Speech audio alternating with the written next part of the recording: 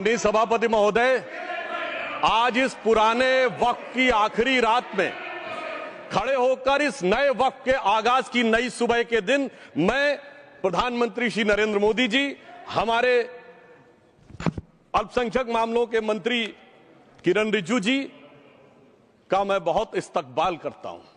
जब वक्त के ऊपर हम बात कर रहे हैं, वक्त की रुखसती का वक्त आ गया है और नई वक्त की नई सुबह होने का वक्त आ गया है। अगर हमें इस पे बात करनी है तो मुझे चार दृष्टि से बात करनी पड़ेगी। एक, इस बिल के तकनीकी प्रावधान जिस पे बहुत सारे लोग बहुत कुछ बोल चुके हैं। दूसरा है वक्त की अवधारणा, तीसरी है वक्त की राजनीति और चौथा है वक्त की राजनीति के नाम पर होने वाली वह सांप्रदायिक बनाम सेकुलर की राजनीति। सबसे पहले हमारे नेता सदन माननीय नड्डा जी ने बताया कि किस विस्तार के साथ इस वक्त कमेटी ने काम किया, किस शिद्दत के साथ हमारी सरकार ने काम किया। और चाहे वक्त कमेटी के जेपीसी के चेयरमैन हमारे उस सदन के सदस्य जगदम्बिका पाल जी रहे हो, हमारे मंत्री जी रहे हो, सबने जिस शिद्दत से काम किया है तो उनके लिए मैं माननीय प्रधानमंत्री जी अपनी सरकार की तरफ से कहना चाहता हूं कि उन्होंने एक इबादत के भाव से काम किया है। तो मैं कहना चाहता हूं, इबादतों की तरह मैं ये काम करता हूं, अपने फर्ज को झुककर सलाम करता हूं, फिर भी आप खिलाफत कर रहे हैं तो तेरी मुखालफत से निखरती है शख्सियत मेरी। मैं सियासी दुश्मनों का भी बहुत एहतराम करता हूं। तो इस एहतराम के साथ मैं अब आगे का बयान शुरू करता हूं और मैं ये बताना चाहता हूं कि एक बड़ी सिंपल सी बात है जो अभी माननीय नड्डा जी ने भी कहा। दुनिया के तमाम मुस्लिम देश बता दिए, इस्लाम की धर्म स्थली सऊदी अरब, सबसे बड़ा मुस्लिम देश इंडोनेशिया, जहां खलीफत रही वहां टर्की, और जहां आईएसआईएस का इलाका वहां इराक और सीरिया, वहां कहीं भी कुछ भी नहीं है ऐसा, फिर भी हमारे यहां क्यों है कैसा। तो मैं कहना चाहूंगा सभापति महोदय, एक हिंदी में कहावत होती है, नया मुल्ला प्याज ज्यादा खाता है, परंतु यहां तो जो गैर मुल्ला प्याज बहुत खा रहा था और इतना खा रहा था कि आंसू निकल रहे थे गरीब मुसलमान के भी और देश के भी। इसलिए मैं कहना चाहता हूं सभापति महोदय, अगर छोड़ दीजिए भारत की बात करिए तो क्या ऐसी कोई शक्ति सिखों के पास है, ईसाइयों के पास है, यहूदियों के पास है, पारसियों के पास है? नहीं है। छोड़ दीजिए, इस्लाम के अंदर आइए। अगर इतना भाईचारा है तो ये सुन्नी वक्फ बोर्ड और शिया वक्फ बोर्ड अलग क्यों है मेरे भाई? जमीन पे एक दूसरे पे एतबार नहीं है, सिर्फ सियासत के लिए साथ में आने की बात है। ये भी जरा सोचने की बात है। और जो अकलियतों में भी अकलियत है, आगा खानी है, बाकी है, जो बोहरा है, उनकी तो कोई गिनती नहीं है। हमारी सरकार ने पहली बार मुस्लिम समाज के अंदर भी ईमानदारी से सबको समान प्रतिनिधित्व देते हुए एक नई सुबह के नए वक्त का आगाज किया है। इसके लिए मैं सरकार को बधाई देना चाहता हूं। और सिर्फ ऐसा ही नहीं है, मुस्लिम समाज के अनेक लोग इस प्रकार के नियमों से बहुत प्रभावित हुए और बहुत प्रताड़ित हुए, जिसके अनेक उदाहरण बहुत लोगों ने बताए होंगे। मोहम्मडन एजुकेशन सोसाइटी कोल्हापुर का केस है, ईदगाह मैदान हुबली का केस है, जिसपर सुप्रीम कोर्ट ने साफ साफ उसको हुबली धारवाड़ म्युनिसिपल कॉर्पोरेशन को वापस कर दिया। अनीसा अयासा वर्सेस तमिलनाडु वक्फ बोर्ड का केस है, तेलंगाना स्टेट वर्सेस मोहम्मद मुजफ्फर का केस है, हिमाचल प्रदेश वक्फ बोर्ड वर्सेस ख्वाजा खलीलुल्लाह का केस है, और सभापति महोदय ताजमहल पर भी दावा कर दिया गया। अब तो मैं पूछना चाहता हूं, और सुप्रीम कोर्ट ने अपने जजमेंट में कहा कि भाई शाहजहां के जमाने का लिखा फरमान लेके आइए, तब हम मानेंगे कि इस पे कोई दावा है या नहीं। आप सोचिए कि अगर ये वक्त का कानून इसी ढंग से चला होता तो क्या होता। अभी हमारे जॉन ब्रिटास जी और मनोज झा जी ने बहुत सारी बातें बोली थी। एक प्यास की बात बोली थी, उन्होंने उड़ीसा के ग्राहम स्टोन्स का जिक्र किया था, तो उसमें तो कांग्रेस की सरकार सीबीआई की इंक्वायरी नहीं कर पाई थी। मगर जब ताजमहल का उल्लेख आता है सभापति महोदय, तो एक प्यास मुझे याद आ जाती है। जब शाहजहां जेल में था और दूर से उस ताजमहल को देखता था और उसे सिर्फ एक सुराही पानी मिलता था और उसने औरंगजेब से कहा एक सुराही पानी और भिजवा दो, तो जानते उसने मना कर दिया। तो दुखी होकर शाहजहां ने फारसी में लिखा, ए पिसर तू अजब मुसलमानी, जे पिदरे जिंदा आप तरसानी, आफरीन हिंदुआन सदबार, जे देहंद पिदरावा मुर्दा देवम आप। मतलब तू कैसा मुसलमान है जो जिंदा बाप को पानी के लिए तरसा रहा है? तुझसे तो आफरीन 100 बार उन हिंदुओं को है जो पितृपक्ष में मरे हुए बाप को भी पानी देते हैं। और सभापति महोदय, मैं बताना चाहता हूं कि ये हमने ईमानदारी से मुस्लिम समाज के कल्याण के लिए बात की है, क्योंकि एक तरफ खड़ा हुआ है ईमानदार मुसलमान जो शराफत के साथ ईमान को गले से लगाए हुए हैं, और दूसरी तरफ कुछ चंद सरमाएदार हैं जो उस अमानत में खयानत करके शरारत के साथ उसके झंडा बरदार बनना चाहते हैं। तो ये मुकाबला किसके बीच में है? ये शराफत अली और शरारत खान के बीच में मुकाबला है। हमारी सरकार शराफत अली के साथ खड़ी है। हमारी गरीब मुस्लिम के साथ खड़ी है। ये गरीबों गुर्बत वाले गुर्बत अली और सरमाएदारे वाले गाजी खान के बीच का इलाका है। मगर मैं कहना चाहता हूं महोदय, एक बात मैं बहुत स्पष्ट रूप से कहना चाहूंगा, इन जरूरतमंद मुसलमानों की लड़ाई के लिए मैं कह सकता हूं कि ये गरीब मुसलमानों के दिल की कसक और कट्टरपंथी वोट के ठेकेदारों के मन की ठसक के बीच में हमारी सरकार ने उस कसक का साथ दिया है, जिसके लिए मैं मानता हूं गरीब और पसमानदा मुसलमान निश्चित रूप से उनका आभारी होगा। हाँ, मगर जब इसकी बात आती तो भी माननीय खड़गे जी भी बोल रहे थे, माननीय संजय सिंह जी भी बोल रहे थे, मनोज झा जी भी बोल रहे थे कि साहब आपके यहाँ वो कितने पुजारी हैं और कितने किस वर्ग के पुजारी हैं। तो मैं उनको बताना चाहता हूं, केवल अकेले जूना अखाड़े ने पिछले साल 71 SC ST लोगों को महामंडलेश्वर बनाया है। अरे आपको हमारे सदन में बैठे हुए बाल योगी उमेश नाथ जी नहीं दिखते? वैसे तो कहा जाता है जात ना पूछो साधु की, मगर मैं बताना चाहता हूं विश्व हिंदू परिषद के 50,000 से अधिक पुजारी ट्राइबल्स में जो शेड्यूल कास्ट है जो काम कर रहे हैं। मगर मैं हद अदब से पूछना चाहता हूं, बताइए मुल्ला मौलवी मुफ्ती मुकर्रम बारी हाफिज में से कितने पसमंदा हैं? उसमें कितने जुलाहा अंसारी घोसी बताइए मिरासी कितने हैं? बाकी छोड़िए, पर्सनल बोर्ड में है क्या? अरे वक्फ बोर्ड में है क्या? इसीलिए मैं कहता हूं खुद मियां फजीहत दूसरों को नसीहत। अगर ईमानदारी से बात करनी है तो उस पर आगे। मगर मैं एक बात और कहना चाहूंगा कि हमारी जो सरकार ने नाम दिया है, इसको उम्मीद नाम दिया है, और ये उम्मीद है किसके लिए? उस ईमानदार मुसलमान के लिए और देश के हर खास व आम के लिए ये उम्मीद है। मगर सभापति महोदय, कुछ लोग वो हैं जो उम्मा का ख्वाब पाले हुए थे। उम्मा शायद हमारे बहुत से लोग समझते हो ना समझते हो, पूरी एक एंटायर जो इस्लामिक खलीफत और राज होता है उसको उम्मा कहते हैं। उम्मीद वालों को तो उम्मीद की नई रोशनी दिख रही है, उम्मा वालों की उम्मीद पे पानी फिर रहा है। तो ये उम्मीद और उम्मा के बीच का भी मामला है। परंतु मैं ये भी कहना चाहूंगा सभापति महोदय, इसके बाद सिर्फ ऐसा ही नहीं था, प्रॉपर्टीज के ऊपर, तमाम सरकारी प्रॉपर्टीज पे जिसमें बहुत डिटेल में हमारे साथी लोग गए, मैंने डिटेल में नहीं जाना चाहता। भोपाल का विषय है, हैदराबाद का विषय है, मुंबई का है, लखनऊ का है, पटना का है, बहुत प्रकार से है। माननीय लालू प्रसाद यादव जी का विषय जब बताया गया था तो बहुत ज्यादा हमारे मनोज झा जी बोल रहे थे, तो अब मैं उसके डिटेल में नहीं जाना चाहता हूं। सबने वो वीडियो देखा है। बस एक लाइन में उनके लिए कहना चाहूंगा, वो कुछ भी बोल रहे हैं, जिसे कहते हैं बिगड़ी बात बने नहीं, लाख करो किनकोए, रहीमन बिगड़े दूध को मथे न माखन होए। अब जो बोलना था वो बोल चुके, सबके सामने वो आ चुका। अब एक बात और है, दूसरे धर्म स्थलों के बारे में विषय आता है, तो मैं याद दिलाना चाहता हूं केरला के कैथोलिक चर्च ने 31 मार्च 2025 को जो लिखा, सिर्फ उसकी लास्ट की 2 लाइन बोलना चाहता हूं। We request the central government to get the amendment bill passed as early as possible so that the tears of thousands of suffering people in the place like Munambam can be wiped out only by a legal amendment that can provide a permanent solution to their suffering. We urge all the MPs from opposition party to support the bill so that the historic legislation can become unanimous. मगर सभापति महोदय, ये अल्पसंख्यकों की बात करने वाले जब अल्पसंख्यक की बात आती तराजू पे तौलते हैं, किसका वेट ज्यादा है, किसकी धमक ज्यादा है, किसकी खनक ज्यादा है, फिर तय करते हैं कि माइनॉरिटी के साथ आना है, किस माइनॉरिटी के साथ नहीं आना है। और मैं एक और बात कहना चाहता हूं, तमिलनाडु के तिरुचेरी मंदिर की बात आई, यमुनानगर में गुरुद्वारे की बात आई, केरल में क्रिश्चियन कम्युनिटी की जमीन की बात आई। बहुत सारे लोग प्लेसेस ऑफ वर्शिप के एक्ट की बात करते हैं, तो as per places of worship act Tamil Nadu का मंदिर का तो स्टेटस नहीं चेंज हो सकता भाई। 15 अगस्त 47 के बाद किसी प्लेस ऑफ वर्शिप का स्टेटस नहीं चेंज हो सकता, तो वक्फ बोर्ड को क्लेम फॉरफिट कर देना चाहिए, because it is in contrast to the places of worship act. परंतु अब सुनिए, यही गुरुद्वारे के बारे में भी होना चाहिए। मगर सभापति महोदय, चाहे वक्फ बोर्ड का एक्ट हो, चाहे प्लेसेस ऑफ वर्शिप एक्ट हो, एक ही को फायदा होना है, जिसे कहावत में कहते हैं खरबूजा छुरी पर गिरे या छुरी खरबूजे पे गिरे, आखिर में कटना भगवे रंग के खरबूजे को ही होता है। अब मैं यह भी बताना चाहता हूं कि इन संपत्तियों के द्वारा जो कुछ हुआ, उन्होंने इतनी चीजों को लिया है, इतनी चीजों को लिया है। एक पुराना उर्दू का शेर है कि मिटे नामियों के निशान कैसे कैसे, और ये जमीन खा गई आसमां कैसे कैसे।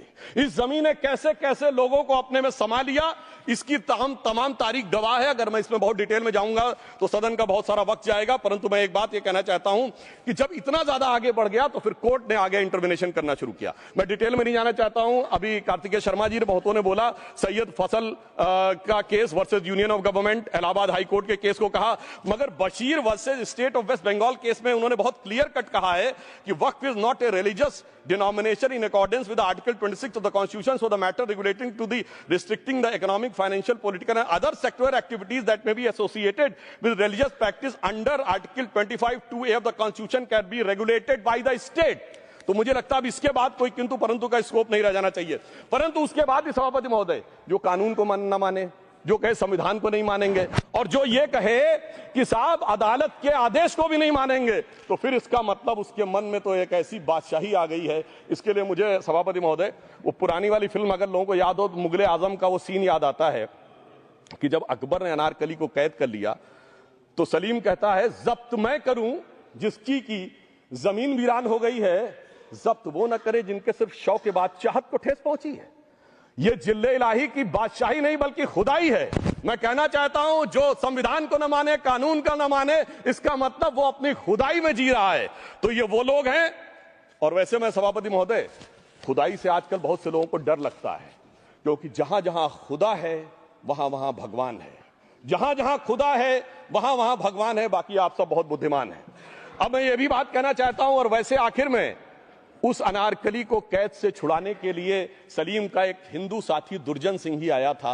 मैं कह सकता हूं कि वक्फ की इस मुकद्दस जमीन को अगर कैद करके रखा है तो उन चंद लोगों ने जिनके दिमाग आज भी उन चीजों में भरे हुए हैं कि कोई समझता हम तो किसी जमाने में हुक्मराने वक्त थे, कोई कहता हुजूर नवाब थे, कोई कहता बादशाह आलमगीर थे, कोई कहता है बादशाह गाजी जिंदा पीर थे। तो नदीमुल हक साहब ने जो बोला था ना, किसी के बाप का हिंदुस्तान थोड़ी है, बिल्कुल मैं कहना चाहता हूं जिन्होंने इस देश के लिए खून बहाया उनके बाप का हिंदुस्तान है, उस गरीब मुस्लिम कारीगर के बाप का हिंदुस्तान है। पर जो ये कहते हैं कि आगरे का लाल किला किसके बाप ने बनवाया, आगरे का किला किसके बाप ने बनवाया, दिल्ली का किला किसके बाप ने बनवाया, हैदराबाद का चार मीनार किसके बाप ने बनवाया, उसके बाप का यह हिंदुस्तान नहीं है। और उसके बाद भी जो आप करना चाहते हैं, अगर इस रास्ते में आप कांटे बिछाना चाहते हैं तो उनके लिए एक लाइन कहना चाहता हूं सभापति महोदय, तेरी तमन्ना है पर हम खार न बोने देंगे, खार कांटों को कहते हैं, तेरी तमन्ना है पर हम खार न बोने देंगे, तुझे हम राह की दीवार न होने देंगे, तू सबको रौंद कर आगे जो निकलना चाहे हम तेरी इतनी भी रफ्तार न होने देंगे। और इसीलिए हमारी सरकार ने इस विषय के ऊपर एक सही और सटीक प्रयोग करने का प्रयास किया है। मैं दूसरी बात यह भी बताना चाहता हूं, हमारे डीएमके के तिरुचि शिवाजी ने अनायास अकारण यह बात बोली थी कि उस समय जब जिन्ना का उल्लेख करते हुए उन्होंने कहा कि पार्टीशन के समय, तो मैं उनके सुलभ संज्ञान के लिए बता देता हूं, 1946 की कॉन्स्टिट्यूएंट असेंबली में मद्रास प्रेसिडेंसी में 30 आउट ऑफ 30 सीट जो थी वो मुस्लिम लीग ने जीती थी विद 95% ऑफ वोट्स, और एक भी मुस्लिम वहां के बाद बाहर नहीं गया। इसलिए मैं ईमानदारी से कहना चाहता हूं, फैक्ट को समझिए। और जो मद्रास प्रेसिडेंसी के मुस्लिम लीग के अध्यक्ष थे और पीजे पोकर साहब बहादुर और मोहम्मद इस्माइल, वही बाद में इंडियन यूनियन मुस्लिम लीग के अध्यक्ष बने, और उन्होंने 28 अगस्त 1947 को सेपरेट इलेक्टेड मांगे, जो कोई जाके कॉन्स्टिट्यूएंट असेंबली की डिबेट में पार्लियामेंट किया। आप वेबसाइट पे पेज नंबर 270 पे जाके पढ़ लीजिएगा। सरदार पटेल ने बड़े गुस्से में इस बात को कहा, अब जो हो गया सो हो गया, एक रात में दिल नहीं बदल गया, मगर अब देश के लिए कैसे आगे बढ़ना है उसके लिए ईमानदारी से आगे आओ। और खैर मैं अंबेडकर जी और पटेल जी के बहुत सारे वो कोट कर सकता हूं, सारी बातों को छोड़िए। मगर अफसोस की बात यह है सर कि अभी मनोज झा जी ने बोला था हम में से कोई शक है, कोई हूण है और ये करिए। अरे भैया जमाने चले गए, अब जेनेटिक सीक्वेंसिंग का जमाना आ गया है। और जेनेटिक सीक्वेंसिंग ने क्या प्रूव किया है, दुनिया के सबसे बड़े मुस्लिम देश इंडोनेशिया के राष्ट्रपति आए थे और राष्ट्रपति भवन में उन्होंने डिनर के दौरान कहा कि few weeks back I got my genetic sequencing done and I was told that I am an Indian GDN. अरे साहब कहां गुलामी की मानसिकता में पड़े हुए हैं सभापति महोदय।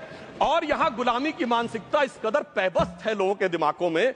किसी सदन के एक सदस्य यहां विराजमान है, वो उस समय महाराणा सांगा का उल्लेख कर दिए। मैं ईमानदारी से कहता हूं एक भी इंडियन सोर्स में इसका उल्लेख नहीं है, सारे के सारे फॉरेनर्स और लुटेरों के सोर्स में उल्लेख है। इसीलिए मैं कहता हूं ये गुलामी के जिन्होंने गुलाम बनाया उनके सोर्सेस पे यकीन न करिए। और वैसे थोड़ा सा आउट ऑफ कॉन्टेक्स्ट हो तो ये भी बोल दूं, हमारे सदन के बहुत सदस्यों को नहीं पता होगा, अलेक्जेंडर के आक्रमण का किसी भारतीय सोर्स में कोई उल्लेख नहीं है, पोरस नाम के किसी राजा का उल्लेख नहीं है, सिर्फ और सिर्फ ग्रीक में है। इसलिए गुलामी की मानसिकता से बाहर निकलिए, तब इन चीजों को आप सही ढंग से समझने में सफल होंगे। मेरा अब यह भी अनुरोध अपने सदस्यों के साथ है। वक्त की अवधारणा के बारे में बहुत कुछ बोला जा चुका है कि ओरिजिनली कहां से आया, पर मैं इतना कहना चाहूंगा, सबसे पहले वक्त का उल्लेख आता है जब ससनिड एम्पायर को खलीफा उमर ने कैप्चर किया तो आज का जो सदन इराक है उसके इलाके को उन्होंने वक्फ डिक्लेयर किया और वो स्टेट के द्वारा कंट्रोल होता था। स्टेट के बारे में माननीय नड्डा जी ने अभी बताया कि बड़े बड़े देशों में किस ढंग से होता था। सर सैयद अहमद खान ने भी वक्फ को मूल इस्लाम का हिस्सा न मानते हुए इसके लिए मुजार शब्द कहा है जो शरिया के अंतर्गत आता है, और इसी के लिए उन्होंने फतवा आलमगीरी को भी कोट किया था। और इसीलिए 1894 की जो प्रिवी काउंसिल का जजमेंट जो आया था वो वक्फ अल औलाद के खिलाफ आया था। मगर सभापति महोदय 1906 में कलकत्ता कांग्रेस अधिवेशन में कांग्रेस ने प्रस्ताव पारित किया कि प्रिवी काउंसिल के जजमेंट में कुछ गलती है, इसे बदलना चाहिए, क्योंकि 1904 में जिन्ना कांग्रेस को ज्वाइन कर चुके थे। इसलिए मैं कहना चाहता हूं फिर 1913 में वो जजमेंट बदला गया। हमारे सदन के बहुत से सदस्यों ने इस सदन और दूसरे सदन में बोला है, मैं एक सेंटेंस बोलता हूं लगेगा जैसे वही लोग बोल रहे हैं। वर्ड ये है, कोट है, since the bill was introduced to administer the Muslim law for Musalman so the question of public policy does not arise. लगता है जैसे हमारे कोई सदस्य बोल रहा हूं। सर ये मोहम्मद अली जिन्ना ने अप्रैल 1913 में ही is use this word while moving the report of the select committee to the imperial legislative council. Sir 1913 से 2013 तक भाषा ही नहीं बदली और आज भी भाषा नहीं बदल रही है। हमें ईमानदारी से, और उस समय यूपी और बंगाल ने उसका विरोध किया था, आज यूपी और बंगाल के लोग किस तरीके से साथ में है वो पूरी तरीके से दिखाई पड़ता है। इसलिए हम ये कहना चाहते हैं, हाँ एक प्रश्न बहुत उठाया जाता है कि केवल मुस्लिम ही वक्फ को क्यों दान दे सकता, ऐसा वक्फ बोर्ड में क्यों संशोधन किया गया। मैं ईमानदारी से कहना चाहता हूं, ऐसा नहीं कि मैं इस्लामिक मामलों का बहुत बड़ा आलिम फाजिल जानकार हूं, मगर इस्लाम में बहुत साफ मान्यता है कि जो गैर मुस्लिम है उसकी इबादत अल्लाह कबूल नहीं कर सकते, उसकी दुआ कबूल नहीं होगी तो दान कैसे कबूल होगा। साहब हम इस्लामिक भावना का सम्मान कर रहे हैं। हमारे अल्पसंख्यक मंत्री गए थे तो वो मदीना में डेफिनेट लेवल तक जा सकते हैं, उसके आगे नहीं जा सकते। अगर इबादत की इजाजत नहीं है तो साहब जायदाद की इजाजत कैसे हो सकती है। मुस्लिम भावना का सम्मान है, और अगर है तो कोई मुल्ला मौलवी मुफ्ती मुकर्रम बारी आज आके बता दे कि कबूल हो सकती है दुआ, तो हम दान भी कबूल करने के लिए तैयार हैं। और तो और छोड़िए साहब, जब आप कहते हैं कि हर चीज हलाल होनी चाहिए, तो साहब हलाल करने की प्रक्रिया नहीं, हलाल करने वाला भी मुस्लिम होना चाहिए, तब वो हलाल होता था। तो मैं पूछना चाहता हूं साहब, काटने के लिए तो हलाल होने के लिए मुस्लिम जरूरी है और बांटने के लिए बगैर मुस्लिम के भी हलाल होगा, ऐसा तो नहीं हो सकता। तो जो हमारी सरकार ने किया है वो मुस्लिम भावना के सम्मान के लिए किया है। और जहां तक मैं कहना चाहूंगा, हिंदू समाज के बारे में बात करते हैं, हमारे यहां कोई प्रॉब्लम नहीं है। हमारे यहां कोई ऐसा नहीं कि हज पे कोई गैर मुस्लिम नहीं जा सकता। हमारे देखिए कुंभ में 50 लाख विदेशी आए थे और किसी से नहीं कहा या कन्वर्ट हो जाओ। इसलिए मैं कहना चाहता हूं, हिंदुइज्म की धारणा और बाकी धारणा का जो तुलना करने का प्रयास करते हैं वो बहुत उचित नहीं है। मगर सभापति महोदय, इस वक्त ने कई अद्भुत नजारे दिखाए। इस्लाम में जो काफिर से ज्यादा मुशरिक और शिर्क को बुरा माना गया, नहीं जो भगवान को माने ही नहीं। यहां देखिए वो लेफ्ट के लोग जो कहते धर्म एक अफीम है, वो आज खुदाई खिदमतगार बन के खड़े हो गए। सोचिए कैसा बदलाव आया है। और सर मुझे एक और चीज नजर आती है, एक पुराना गीत था, वक्त ने किया क्या हसी सितम। तो आज मैं कहना चाहूंगा, वक्त ने किया क्या हसी सितम कि मुस्लिम लीग और शिवसेना मिलके हो गए हम। और मैं कहना चाहता हूं, ये मुस्लिम लीग वो है जिसने सेपरेट इलेक्टोरेट की मांग की थी, और इस शिवसेना के उबाटा के हमारे इस सदन के एक सदस्य हैं। और सर हमारे साथ मुरली जी बैठे हैं, मुरली देवड़ा जी ने मुझे याद दिलाया, उन्होंने मिलिंद देवड़ा जी ने याद दिलाया, उन्होंने कहा एक जमाने में उन्होंने कहा था मुस्लिमों की नागरिकता छीन लेनी चाहिए। इसीलिए मैं कह रहा हूं, वक्त ने किया क्या हसी सितम, ये दोनों मिलके हो गए हम। और मैं इसके बाद एक टेक्निकल बात करना चाहता हूं। जब इन्होंने टाइम ड्यूरेशन हटा दिया था और बैक में पीछे जा सकते थे, तो मैं पूछना चाहता हूं सर कि जब ब्रिटिश हुकूमत आई तो उसने तो मुगलों सारी हुकूमत ले ली थी, तो उनका मालिकाना हक कैसे हुआ। सर 1707 के बाद तो इस्लामी हुकूमत दिल्ली से खत्म हो गई थी। एक आखिरी मुगल बादशाह शाह आलम के लिए तो बोला जाता था सल्तनते शाह आलम दे लाल किले ते पालम, यानी आज का IGI एयरपोर्ट। तो साहब उसके बाद ये गुजरात के सूरत से लेकर लखनऊ तक उनका मालिकाना हक निकलने कहां से लगा। अरे भाई जब दिल्ली को कैप्चर किया था अंग्रेजों ने तो सारी जमीन अंग्रेजों की थी। तो जब मैं अपने कांग्रेस के मित्रों से पूछना चाहता हूं, ये जब गवर्नमेंट ऑफ इंडिया एक्ट में पावर डीड ट्रांसफर की थी तो पढ़े नहीं थे क्या, या खोखले कागज पर साइन कर लिए थे, या कागज सही था, आप खोखला करने की बात है। मैं पूछना चाहता हूं, जब 250 साल तक वो हुकूमत ही नहीं रही तो उस हुकूमत के फरमान की लेजिटिमेसी कैसे हो सकती है, ये मैं कानूनविदों के लिए भी एक फूड फॉर थॉट रखने की बात करता हूं। और दूसरी बात मैं कहना चाहता हूं, ये किन हुकूमतों की बात कर रहे हैं सभापति महोदय। अगर सूरत नगर निगम पे दावा है मुगल के जमाने का और तमिलनाडु के मंदिर पर अरकाट के नवाब का। सभापति महोदय, ये वो हुकूमतें थी जो जजिया लगाती थी, ये वो हुकूमतें थी जो जिम्मी का कॉन्सेप्ट रखती थी, ये वो हुकूमतें थी जो गाजी की बात करती थी। क्या भारत के संविधान में उन हुकूमतों के फरमान को सही मान्यता देना सही है? बिल्कुल गलत है। मैं कहता हूं बाबा साहब अंबेडकर के संविधान में यदि आप ऐसी हुकूमतों के फरमान को रखने की कोशिश करते हैं तो this is fraud on constitution. और हमारी सरकार ने अगर बैकडेट से वो बंद किया है तो उस फ्रॉड को रोकने की पूरी व्यवस्था की है। और यहां पर मैं ये भी कहना चाहता हूं सभापति महोदय, जमींदारी उन्मूलन 1948 में हो गया, मगर ये बाद में जमींदार कैसे क्रिएट हो गए? हमने बचपन में विनोबा भावे, हम लोगों के जन्म से बहुत पहले की बात है, विनोबा भावे जी के भूदान आंदोलन की बात सुनी थी, जिसमें जमींदारों से पैसा लेके जमीन लेके गरीबों को दी जाती थी। पर सभापति महोदय, कभी आपने सुना कि गरीबों की जमीन जमींदारों को मिल जाए? वो 2013 के बोर्ड ने वो व्यवस्था कर रखी थी। यानी वो भूदान आंदोलन था गांधी जी के शिष्य विनोबा जी का, तो आज के गांधियों के नेतृत्व में भू हड़प आंदोलन शुरू हो गया। अगर वो भूदान आंदोलन था तो ये भू हड़प आंदोलन था। इसलिए मैं एक और बात भी कहना चाहूंगा सभापति महोदय कि जिन हुकूमतों के फरमान की बात की जाती है, एक और फैक्ट है, इसको कोई अन्यथा न ले, जितने मुस्लिम बादशाह अलाउद्दीन खिलजी के बाद उन्होंने बगदाद की खलीफा का खुतबा पढ़ा है। That is a foreign rule, it's on record. कैसे उसको भारत सरकार मान्यता दे सकती है? इसलिए मैं कहना चाहता हूं जरा सा गौर से देखेंगे तो हकीकत आपके सामने आ जाएगी। और क्या कभी किसी ने कल्पना की, किसी क्रिश्चियन ने तो नहीं कहा कि इंडिया गेट हमारा है, गेटवे ऑफ इंडिया हमारा है, और चर्च नहीं सही फिर भी चर्च गेट हमारा है? तो फिर यह केवल किसी एक के दिमाग में क्यों आती है? हमने जो इवैक्यू एक्ट के तहत दे दिया था पाकिस्तान के गए लोगों को, क्या हमारे जो सिख और हिंदू भाई आए थे उनकी जमीनें मिली? अरे महाराजा रणजीत सिंह की राजधानी लाहौर थी और काबुल तक था राज, तो क्या उन्होंने जमीनें नहीं दान दी होगी गुरुद्वारे और मंदिरों को? वो मिली। अरे वो तो छोड़िए, ननकाना साहब और करतारपुर साहब तक नहीं मिला था। इससे दिखाई पड़ता है कि कितनी एक तरफा हम लोगों ने कोई निगोशिएट ही नहीं किया और उसे करने की बात कही थी। इसलिए मैं कह सकता हूं सर कि अब हमारी सरकार ने जो संशोधन किए हैं, अब यह मजहबी हुकूमत के फरमान से नहीं, बाबा साहब अंबेडकर के संविधान से चलने वाला है। अब मैं अंत में उस विषय के ऊपर आता हूं जिसे सांप्रदायिक राजनीति बनाम सेकुलर राजनीति इसके ऊपर कहा जाता है। सभापति महोदय, मैं बताना चाहता हूं कि जब आजादी मिली उसके बाद क्या किसी ने डिमांड किया था कि हमें वक्फ बोर्ड चाहिए? नहीं किया था। फिर क्यों 54 में दिया गया? किसी मुस्लिम ने डिमांड किया क्या कि मदरसे चाहिए? फिर क्यों दिया गया? मुस्लिम समाज तो राष्ट्र की मुख्य धारा में आने को तैयार था, इसीलिए यूसुफ खान, दिलीप कुमार के नाम से आने में उन्हें कोई प्रॉब्लम नहीं थी। महजबीन बानो को मीना कुमारी के रूप में आने में प्रॉब्लम नहीं थी। मुमताज बेगम को मधुबाला बन के आने में प्रॉब्लम नहीं थी। हामिद अली को अजीत के रूप में आने प्रॉब्लम नहीं थी। मगर और मैं यह भी बताना चाहता हूं, मुस्लिम समाज में बहुत बड़ा तबका उस समय इस बात को सोच रहा था, और अभी कपिल सिब्बल साहब बोले ये उस चीज के वकील नहीं, इन्हें पता होना चाहिए, पता होगा कि सुन्नी सेंट्रल वक्फ बोर्ड राम मंदिर में 1961 में मुद्दई बना है, 12 साल के बाद। क्योंकि के मोहम्मद ने लिखा है कि एक बहुत बड़ा तबका था जो ये मानता था कि हमें इस चक्कर में नहीं पड़ना चाहिए। मगर अफसोस कि वही लेफ्टिस्टों सेकुलरिस्टों ने उनको समझाकर इस मुकाम तक लाकर खड़ा कर लिया। अब यहां मैं एक और बात कहना चाहूं, खैर छोड़िए उन सरकारों ने बाद में क्या दिया, मगर उसके बाद सुनिए, इंदिरा जी के जमाने में मुस्लिम पर्सनल लॉ बोर्ड आया, तो राजीव जी के जमाने में शाहबानो केस आया, तो नरसिम्हा राव के जमाने में 95 का एक्ट आया, तो मनमोहन सिंह जी के जमाने में 2013 का एक्ट आया, मगर इलाज नहीं निकला। तो इसे एक शेर में कहूंगा कि मरीजे सेकुलर इश्क पर लानत खुदा की, मर्ज बढ़ता गया जो दवा की। अब मैं सभापति महोदय एक और बात कहना चाहता हूं, शुरू के 20-25 साल में मुस्लिम समाज के बारे में मैं कहना चाहता हूं। आज जब आजादी मिली तो मुस्लिम समाज के प्रतीक कौन थे?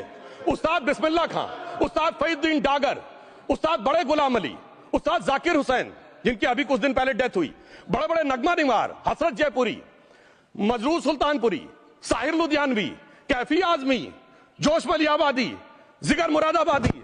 अब सर क्या हो गया? तब मुस्लिम समाज इन अदब के शाहकारों के साथ जोड़ा जाता था। आज मुस्लिम समाज का नेतृत्व किन लोगों के साथ जोड़ता है? इशरत जहां, याकूब मेनन, मुख्तार अंसारी, अतीक अहमद, दाऊद इब्राहिम। कौन जोड़ रहा है ये? तब से सर, जब से ये सेकुलर हो गया देश 1976 से और सेकुलर सियासत शुरू हुई, उसने ले जाकर इनको इस मुकाम तक पहुंचाया। और इस वक्फ बोर्ड के बिल में भी जो बात कही जा रही है सर, मुस्लिम समाज को यह समझाया गया कि तुम्हें बीजेपी वालों को तुमसे बड़ी अदावत है, और कहा गया इनको बड़ी मोहब्बत है। जब यह देश आजाद हुआ, मैं उत्तर प्रदेश का रहने वाला हूं, उत्तर प्रदेश में 1931 की सेंसस में 8% रेट ऑफ डेथ थी और सैयद मुसलमानों में 24% थी। यूपी की ब्यूरोक्रेसी में 20% थे। आज कहां चले गए सब? मैं एक लाइन में कहना चाहूंगा, ये अदावत और मोहब्बत की सियासत में ऐसे फंसे कि किसी को किसी की मोहब्बत ने मारा, किसी को किसी की अदावत ने मारा, मगर इस शराफत अली को सेकुलर सियासत ने मारा। और मैं सभापति महोदय एक और बात कहना चाहता हूं कि चलिए बोलिए। Fauzia Khan, please one second, mike is there. Yes, ये बोल रहे हैं मुस्लिम समाज आज का इशरत जहां और फलाना टेररिस्ट के साथ नाम जोड़ रहे हैं। ये बिल्कुल आरोप है सर, इसको एक्सपंज करना चाहिए। ये समाज के साथ अन्याय है। ये बात आपको एक्सपंज करना होगा सर, ये बात को। एक honourable member, if you would carefully go through what Sudhanshu has said, I am sure you will appreciate his spirit. Just think for a moment. He has not cast any aspersions. Sudhanshu, go ahead. Time में जवाब दूंगा और उसके बाद ये हमारा सदन माने ना माने, जो देख रहे होंगे उनके लिए कहना चाहता हूं sir, doctor APJ Abdul Kalam. One second. काहे परेशान? Vaiko ji, honourable member, Vaiko ji, oh my God, Vaiko जी,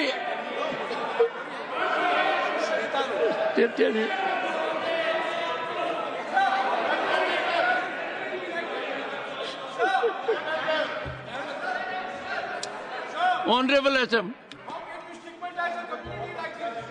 को जी हिंदी समझ रहे हैं।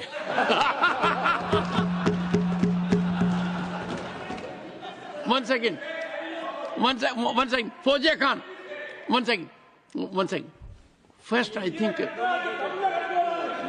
One second. सर क्या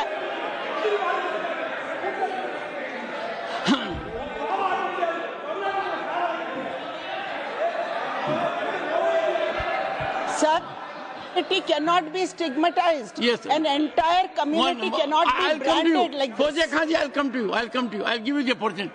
Honorable Finance Minister. But one line is said. One line. No, one nimisham irungappa, please.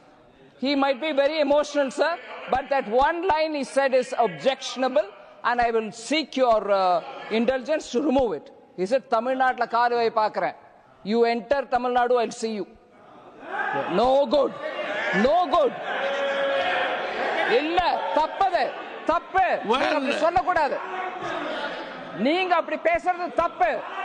நீங்க அப்படி பேசுறது ரொம்பவே தப்பு. இந்த நாட்டுல யார் வேணாலும் எங்க வேணாலும் கால் வைப்போம். யாருக்கும் அதிகாரம் இல்ல ஒரு உயிர் மேல. Honorable Finance Minister. So sir, this is atrocious. You set foot in Tamil Nadu and take care. What is that language? We have a Home Minister after a long time who has brought about changes unthinkable. What he said, you can be fully assured. Yes, Honorable Home Minister. Yes, Jairam ji. Minister, please. If the Honorable Finance Minister has found a statement objectionable, Jairam ji, the statement of the Honorable Member stigmatizing a whole community is objectionable. Oh. And what is worse is the chairman lending respectability to that view. Oh my. That is even worse. Honorable that is even worse. मान्यवर, सुधांशु जी ने मुसलमानों के लिए कुछ नहीं किया है, India alliance के लिए किया है। अब मैं एक एक कर कर बता देता हूं। अरे सुनो ना भाई, आप सुनो तो। अरे दिग्विजय सिंह सुनिए, मैं खड़ा हूं ना अपने पैर पर। मान्यवर, सुधांशु जी ने कहा इशरत जहान, यही एनसीपी पार्टी ने इशरत जहान के घर पर जाकर रुपयों का इनाम भी दिया था और उसको शहीद बताया था। दूसरा कहा अतीक अहमद किस पार्टी से थे? इंडिया अलायंस की। दूसरा कहा अंसारी किस पार्टी से? कांग्रेस और इंडिया अलायंस के। ये सारे नाम आपके साथ जुड़े हैं भाई। उल्टा उन्होंने तो मुसलमान कम्युनिटी से तो ढेर सारे शायरों का नाम दिया जिन्होंने साहित्य की सेवा की और ढेर सारे साहित्य की रचना की। Sudhanshu, he is not yielding now. सबसे पहले मैं तमिलनाडु का जवाब देना चाहता हूं। Yes. सभापति महोदय, तमिलनाडु से ही डॉक्टर एपीजे अब्दुल कलाम थे और मैं सारे सदन से कहना चाहूंगा डॉक्टर कलाम का नमाजे जनाजा और याकूब मेनन का नमाजे जनाजा एक ही दिन हुआ। कितने लोग याकूब मेनन के नमाजे जनाजा में गए और कितने डॉक्टर कलाम के नमाजे जनाजा में गए? डॉक्टर कलाम मेमोरियल पे कितने लोगों की फोटो है? दिखाएं मुझे, सोशल मीडिया पे पोस्ट की हो। मगर अफजल हालात का मारा था आपके एक मंत्री का ऑफिशियल ट्वीट है, वो इस सदन के सदस्य नहीं तो मैं नहीं बोल रहा हूं। याकूब मेनन की जुडिशियल किलिंग हुई आपके एक नेता का, मिनिस्टर का ऑफिशियल ट्वीट है, सदन के सदस्य नहीं है इसलिए नहीं बोल रहा हूं। और सर 26/11 आरएसएस ने कराया, सदन के सदस्य बैठे हुए हैं। हाफिज साहब और सुनिए जाकिर नायक शांति का मसीहा सदन में सदस्य बैठे हुए हैं। सर किसने जोड़ा? मैं नहीं कह रहा हूं जोड़ा, हमने किससे जोड़ा मैं बताना चाहता हूं। मैं अपनी बात, सर मैंने नाम किसी का नहीं लिया। सर आपने उड़ता तीर क्यों पकड़ लिया? सर मैंने नाम नहीं लिया, उड़ता तीर क्यों पकड़ लिया? सर मैं पूरी बात करूं। सर मैं कहना चाहता हूं हमारी सोच मुस्लिमों के बारे में और इनकी सोच में क्या अंतर है।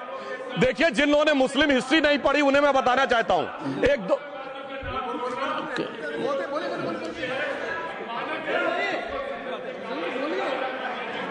सभापति महोदय, मैं थोड़ा उन लोगों को इस्लामिक हिस्ट्री के बारे में बताना चाहता हूं।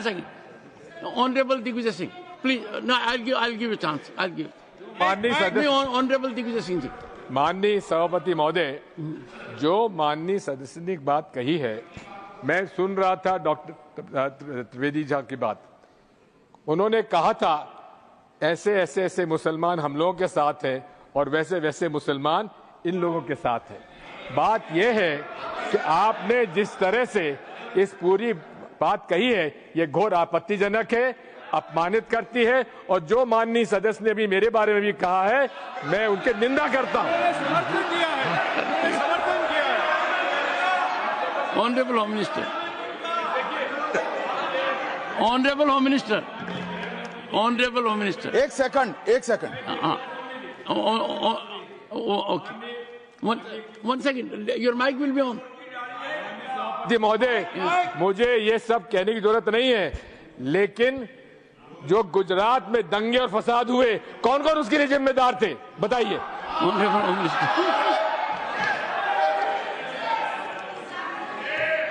मान्यवर, मैं ध्यान से बारीकी से पूरे संवाद को सुन रहा हूं। माननीय सदस्य सुधांशु जी ने दिग्विजय सिंह का नाम नहीं दिया। अब वो खड़े होकर कहे मेरे बारे में कहा, इससे साबित हो गए। और अभी भी मौका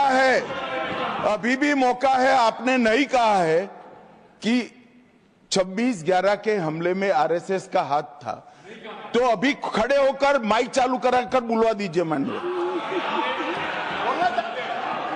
और आपत्तिजनक बात है, मैंने ये बात कभी नहीं कही है, ये आप लोगों का प्रचार है। मेरी आपत्ति इस बात की थी कि सभी माननीय सदस्य ने और बात कही है कि अब हमारे तरफ ऐसे ऐसे मुसलमान थे और वैसे वैसे मुसलमान हम लोगों की तरफ थे।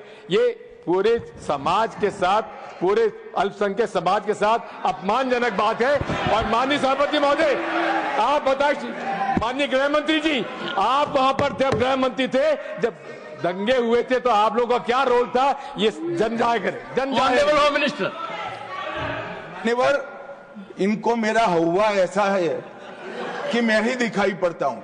आपकी सुनिए, अब सुनिए ना दिग्विजय सिंह, सुनिए, एक मिनट सुनिए। दंगे शांत होने के बाद 18 महीने के बाद मैं गृह मंत्री बना। दंगा हुआ तब मैं गृह मंत्री नहीं था। सुधांशु त्रिवेदी, संदर्भ में किसी का नाम नहीं लिया। अजीज बर्नी की किताब थी 2611 एंड आरएसएस कॉन्स्पिरेसी, कोई जाके चेक कर ले उसमें कौन कौन कहां कहां था। अब मैं मुसलमानों के बारे में कहना चाहता हूं, मुस्लिम समाज के लिए। बहुत से लोग ऐसे हैं जिनको मुस्लिम समाज की हिस्ट्री नहीं पता है। मैं बताना चाहता हूं, भारत से जब न्यूमेरिक सिस्टम सबसे पहले गया तो अल जहर थे सबसे पहले, जिन्होंने जाके 1793 में जो सूर्य सिद्धांत था उसका अरबी में ट्रांसलेशन हुआ सिंध हिंद। और हम बता रहे हैं हम किस तरह के मुस्लिम को साथ रखते हैं। डॉक्टर कलाम से बड़ा आलिम इस्लाम में साइंसदान नहीं हुआ, और आरिफ मोहम्मद खान साहब जो बिहार के गवर्नर हैं उनसे बड़ा आलिम फाजिल मुसलमान आज सियासी जमात में तो नहीं होगा, ये मैं दावे के साथ कह सकता हूं। मगर मैं बताना चाहता हूं सर, उसके बाद उन्होंने एक किताब लिखी, एक सर 10th सेंचुरी के मुस्लिम राइटर थे जिन्होंने किताब लिखी, उसका नाम था the compendious book of balancing and completion according to Hindu calculation, जिसको शॉर्ट में अल जब्र कहा गया, और वहां से अलजबरा निकला। और सर उसके बाद अल ख्वारिज्म आया। और सर आज मेरे ख्याल से सदन के बहुत से लोगों को नहीं पता होगा, ये जो एल्गोरिथम वर्ड है ये अल ख्वारिज्म से आया हुआ है। एक जमाने में इस्लाम में बैतुल हिकमत था, यानी वो सबसे बड़ा हिकमत का केंद्र था, जब एक से एक लोग होते थे। बहुतों को नहीं पता होगा कि कोलंबस ने जिस नक्शे के थ्रू दुनिया ट्रेवल किया था वो बनाने वाला भी एक मुस्लिम था, अल इदरीसी। मगर सर एल्गोरिथम आज ऐसा बदला कि एआई के एज में दलगत भावना से ऊपर उठकर औरंगजेब के साथ खड़े हो गए। सर ये एल्गोरिथम किसने बदल दिया, ये मैं बताना चाहता हूं। इस पे थोड़ा सोचने की जरूरत है। इसलिए मैं कहता हूं मुस्लिम पॉलिटिक्स की सोच क्या थी, हमने किन मुसलमानों का साथ दिया है, मैं बताना चाहता हूं सर। वीर अब्दुल हमीद की शहादत की 50वीं वर्षगांठ 2015 में हुई। प्रधानमंत्री मोदी जी ने उनके पूरे परिवार को और उनकी पत्नी को बुला के सम्मानित किया, और इन लोगों ने उस यासीन मलिक को, जिसके ऊपर 3 एयरफोर्स के ऑफिसर्स को हत्या करने का आरोप था, वो प्रधानमंत्री आवास में सर साफ दिखाई पड़ता है कौन किसके साथ खड़ा हुआ है, कौन किस तरह के मुसलमान के साथ खड़ा हुआ है। और सर मैं ये भी कहना चाहता हूं सर, ये पिछले सर अपने टर्न पे बोलिए सर, पिछले 30-35 सालों से हुआ खड़ा किया जा रहा है। 1990 में जब राम मंदिर आंदोलन हुआ, कहा गया बीजेपी आएगी उत्तर प्रदेश में खा जाएगी। सर बीजेपी आने के बाद उत्तर प्रदेश में जानते क्या हुआ सर, 22 साल से शिया सुन्नी के बीच में जो दंगे चलते थे और मदे साबा का जुलूस नहीं निकलता था, शिया समुदाय का मदे साबा का जुलूस लखनऊ में हमारी सरकार में निकलना शुरू हुआ। और उसके बाद कहा गया केंद्र में भाजपा आएगी तो खा जाएगी। सर अटल जी की सरकार आई, इतनी शानदार स्थिति रही। उसके बाद कहा गया गुजरात में आएगी तो भाजपा खा जाएगी। सर गुजरात का मुसलमान आज सबसे समृद्ध मुसलमान है, सबसे ज्यादा जकात वहां से आता है। उसके बाद कहा गया मोदी जी की सरकार आएगी तो क्या होगा। सर मोदी जी की सरकार आने के बाद हमारे साथियों ने बताया है अल्पसंख्यक समुदाय के 70% लोग हैं जिनको किसी न किसी एक योजना का लाभ जरूर मिला है। और सर फिर कहा गया सीए आएगा तो नागरिकता छिन जाएगी। सर उसके बाद भी आपने सब देखा, और सर हम बचपन में सुनते थे कि राम मंदिर बनने लगेगा तो मिडिल ईस्ट के देश पेट्रोल देना बंद कर देंगे। सर राम मंदिर भी बन रहा है, और भारत मिडिल ईस्ट कॉरिडोर भी बन रहा है, और अबू धाबी में भी मंदिर बन रहा है, और 4 मुस्लिम देशों ने सर्वोच्च नागरिक सम्मान मोदी जी को दिया हुआ है। इसलिए मैं कहना चाहता हूं सर, मर्ज हो तो उसका इलाज किया जा सकता है। जैसे हमारे यहां वैद धन्वंतर माने गए हैं, इस्लामी अकीदे में वैद हकीम लुकमान माने गए, तो कहा गया है उनके लिए कि इसमें क्या रखा है, देखे है जो तू आन के पास, बदगुमा वहम की दारू नहीं लुकमान के पास। यानी मर्ज का इलाज है, पर वहम का इलाज तो हकीम लुकमान भी नहीं कर सकते जो आपने पाल कर रखा है। मैं कहना चाहता हूं हम किन मुसलमानों की बात करते हैं। आप गंगा जमुनी तहजीब की बात करते हैं। सर दारा शिकोह औरंगजेब का बड़ा भाई था, उसने उपनिषदों का अध्ययन किया, संस्कृत में अनुवाद कराया और नाम रखा सिर्रा अकबर, यानी वर्ड्स ऑफ गॉड। मैंने किसी को दारा शिकोह की जयंती मनाते हुए नहीं देखा। मैं पूछना चाहता हूं बेगम बीबी ताज, उनके घर पे जाते किसी ने सुना? सर ये बताइए, आलम शेख इतने बड़े कृष्ण भक्त के कवि, किसी ने सुना उनके घर पे जाते हुए? मलिक मोहम्मद जायसी जिन्होंने पद्मावत लिखा, उत्तर प्रदेश के रहने वाले, उनके घर पे कोई गया?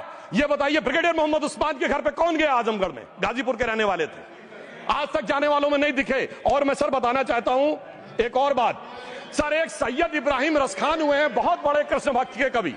सर जिन्होंने क्या लिखा, उन्होंने कहा मेरा अगला जन्म हो तो भी मैं कृष्ण भक्ति बनना चाहूंगा।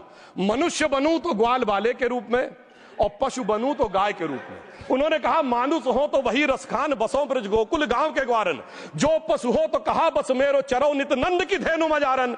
सर उन्होंने कहा गायों के बीच में नंद बाबा की गायों में जन्म लेना चाहूंगा। मगर सर आज एक ऐसे नेता आए हैं इस देश में जिनको गायों से बदबू आने लगी है, तो उनके लिए मुझे मेरे मन में भाव आता है सर कि श्री रामचंद्र कह गए सिया से, ऐसा कलयुग आएगा गोपालक श्री यदुवर कुल में एक ऐसा नेता आएगा जिसे बकरे कटने में खुशबू मिलेगी, गौ माता में बदबू पाएगा। रामचंद्र कह गए सिया से कैसा कलयुग आएगा। अब सर मैं एक और बात भी कहना चाहता हूं, हम किनको मानते हैं सर? नजीर अकबराबादी को सुनिए, कृष्ण भक्त के लिए क्या कहा। सर मैं एक बोलना चाहता हूं, बुल्ले शाह ने क्या कहा? बुल्ले शाह ने कहा, अभी होली गुजरी है, उसने कहा था आज होली खेलूंगी मैं, कर बिस्मिल्लाह। उन्होंने आगे कहा, अलस्तु भी रबिकुम, प्रीतम बोले, सब सखियों ने घूंघट खोले, नाम नबी की रतन चढ़ी, सुनिएगा, नाम नबी की रतन चढ़ी और बूंद पड़ी अल्लाह अल्लाह, आज होली खेलूंगी मैं, कर बिस्मिल्लाह। तो मैं भी कहता हूं अब बिस्मिल्लाह करिए और उसके बाद हमारे इस सहयोग करिए, इस सकारात्मक उसका, वरना अल्हम्दुलिल्लाह जो हम मुसलमानों के लिए और देश के लिए करना चाहते हैं उसमें हमें सफलता जरूर मिलेगी। अंत में मैं सिर्फ यह कहना चाहता हूं सर, तमाम प्रकार की बातें यहां पर हुई, सकारात्मक और नकारात्मक, मगर अफसोस की बात यह है कि 1913 के वक्फ वाल औलाद से लेके 2013 के वक्फ वाल औलाद तक इनकी फितरत नहीं बढ़ती, क्योंकि सर ये तो पार्टियां ही अल औलाद है, तो इनको तो उससे बहुत ज्यादा वो होगी। पर मैं सिर्फ अंत में कहना चाहता हूं सर, अपनी सोच बदलिए। आप जिस कश्ती पे सवार होकर इस दरिया को पार करने की कोशिश कर रहे हैं, पिछले 75 साल में नहीं कर पा रहे हैं, 10-12 साल में बहुत हिचकोले खा रहे हैं, तो कश्ती और रास्ता बदलिए। तो इनके लिए अंत में एक पंक्ति कहते हुए बात समाप्त करना चाहूंगा कि इन्होंने कश्ती भी नहीं बदली, दरिया भी नहीं बदला, पर इन डूबने वालों का जज्बा भी नहीं बदला, पर है शौक के सफर ऐसा, एक उम्र हुई हमने, मंजिल भी नहीं पाई, रास्ता भी नहीं बदला। अब अगर नई मंजिल पानी है, नई मंजिल की नई सुबह देखनी है, तो मैं कहना चाहता हूं आइए सबको साथ लेकर चलिए। और एक ऐसा वक्त आया है जब मैं जो हमारे किरण रिजिजू जी ने कहा था कि मैंने शम्मा जलाई है हवाओं के खिलाफ, तो मैं प्रधानमंत्री मोदी जी की तरफ से कहता हूं कि हमें इल्जाम मत दीजिए, बहुत अफसोस होता है, हमें इल्जाम मत दीजिए, बहुत अफसोस होता है। बड़ी तरकीब से कश्ती यहां तक लेके आए हैं और बदल देते हैं हम दरिया की लहरें अपनी हिम्मत से, आंधियों में भी अक्सर चिराग हमने जलाए हैं। धन्यवाद।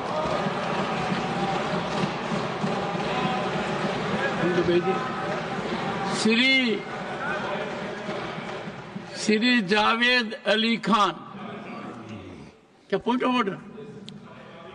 धन्यवाद सभापति जी। One second honourable member Tiruchi ji, under which rule? 261 sir है 261 rule 61 261 yes, I am at rule 261. Sir, if the chairman is of opinion that a word or words as or have been used in debate which is or defamatory or indecent or unparliamentary or undignified, he may in his discretion order that such word or words may be expelled. Good. I know the rules. Sir, I was hearing the translation, sir, and he was telling about good intention Muslims and evil intention Muslims.